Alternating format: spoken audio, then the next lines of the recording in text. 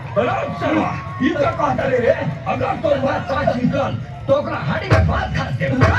सुतला में काट जैसे लगता है सेज हो बड़ा मन करता खाए के नॉन वेज हो काटले से काटत नहीं खेलतिया हो आहिर आई काटले से काटत नहीं खेलतिया हो होला पानी रजो कोनो साबत संग काटा तारा चानी लगा के मच्छरदानी रजो कौन साबत संग काटा तारा चानी लगा के मच्छरदानी रजो मन कर